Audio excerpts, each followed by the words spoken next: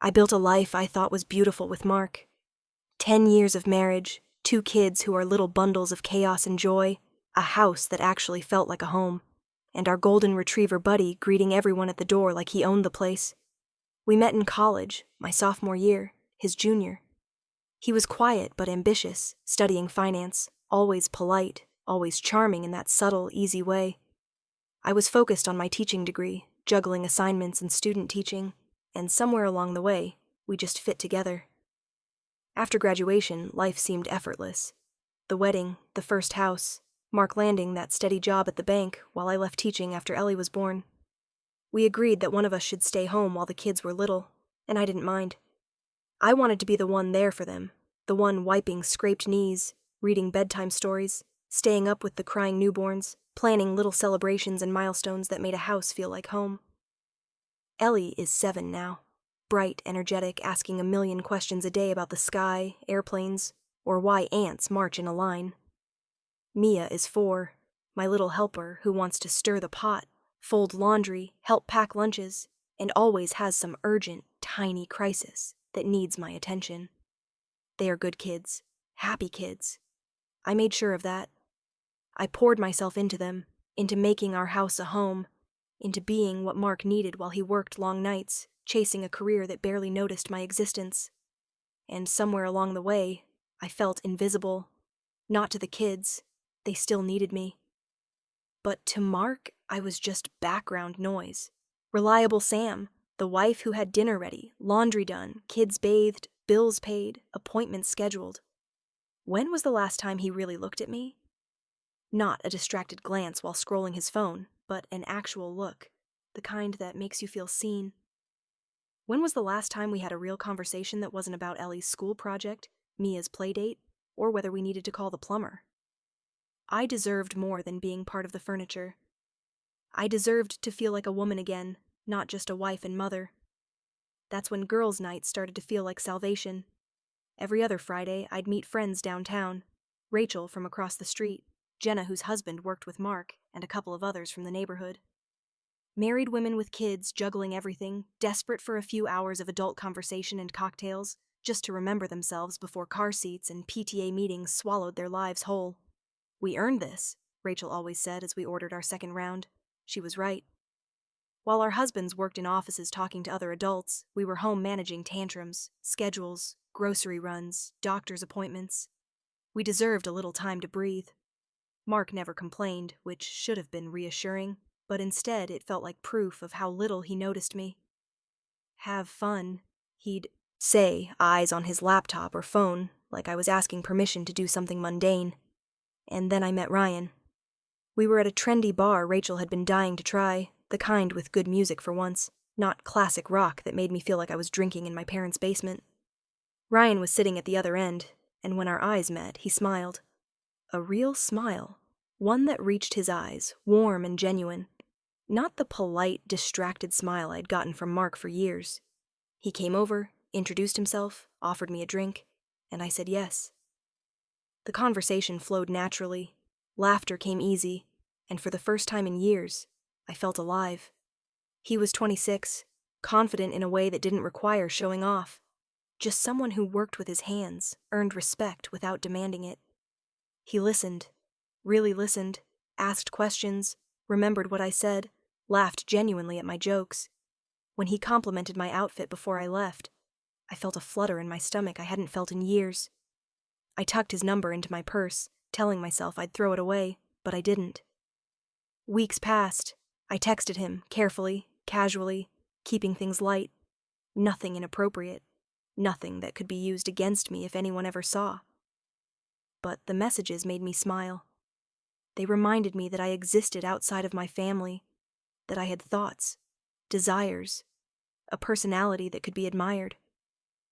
Ryan responded, always thoughtful, making me feel heard in a way Mark hadn't for years. He engaged with my frustrations, listened when I vented about Ellie's teacher or the endless carpool shuffle. Suddenly someone was treating me like a person again, not just a wife and mother. Our first coffee meeting was innocent on the surface. A Thursday afternoon, the kids at school, a little cafe across town where nobody would know us. 2 hours of talking about college, teaching, construction, life, everything and nothing. And that touch, his hand brushing mine, reaching for emphasis, felt like the first spark of life I had felt in years. It should have been a warning, a red flag that I was married, that I was stepping over a line, but instead it felt like connection, like being recognized, like finally breathing after years of barely existing. What started as texts and coffee meetings became secret rendezvous. Hotel bars, afternoon meetings while the kids were at school. Nothing physical at first, just attention, conversation, validation that I'd been starved for. Mark barely noticed, wrapped up as he was in his own work, his routine, his laptop. I felt alive, appreciated, beautiful.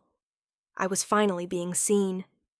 Somewhere in the quiet of my own mind, guilt would creep in. I'd lie awake at night listening to the hum of the air conditioner, wondering if I was making a terrible mistake. I'd remember Mark's face when he first proposed, the small smile he gave when I said yes. I'd think about the kids and the life we'd built. And yet, when I pictured life without Ryan's attention, without his laughter, without someone looking at me and actually seeing me, I felt a hollow ache, a longing I couldn't ignore. And then everything unraveled. One night, after our usual rotation of bars with the girls, I slipped away to meet Ryan at a hotel bar. I hadn't noticed Jenna and a couple of the other girls trailing behind. They saw everything. The kiss, me getting into his car, spending the night in a hotel. 2 days later, Mark knew. He'd hired a private investigator instead of talking to me, paying someone to follow me, photograph me, and turn my life into evidence against me. The morning he confronted me, I was making breakfast for the kids, planning my day. He sat at the table with divorce papers, a manila folder, photographs spread like cards. "We need to talk," he said, his calm voice making my stomach drop. I tried to explain, tried to tell him that nothing had changed the kids' lives, that I hadn't neglected them, but he wouldn't hear it. "You brought someone dangerous into our lives," he said. "You've been lying to me, to the children, every day." The divorce, the lawyers, the custody battle, it was like living in a storm while trying to keep the house standing. Mark refused to move out, so we lived together while everything fell apart around us. I tried to maintain a connection with Ryan during this chaos, but the stress pulled him away. By the time the divorce finalized, Mark had primary custody of Ellie and Mia. I was allowed supervised visits only, every other weekend, one evening a week. Social media became my outlet. I posted inspirational quotes about resilience, about finding yourself after loss, not because I felt particularly strong, but because I needed to convince myself that I wasn't broken. The children were in therapy, which Mark framed as helping them process change, but I knew it was about controlling the narrative, painting me as reckless and dangerous. I wonder sometimes what could have been different. If I'd spoken to Mark about feeling invisible instead of seeking validation elsewhere. If I'd ended things with Ryan before Jenna's meddling exposed everything. But then I remember how alive I felt with him, how recognized, how human. That feeling, that connection, isn't something I can erase, even at a cost I hadn't anticipated. The appeal is coming up. My lawyer says we have a strong case, arguing that a mother can be complex, flawed, and still safe, loving, capable. Until then, I focus on building a life that's mine, independent, authentic, visible. Mark may think he won by controlling custody, by twisting the story, but in forcing me to face who I am outside his expectations, he may have unintentionally set me free.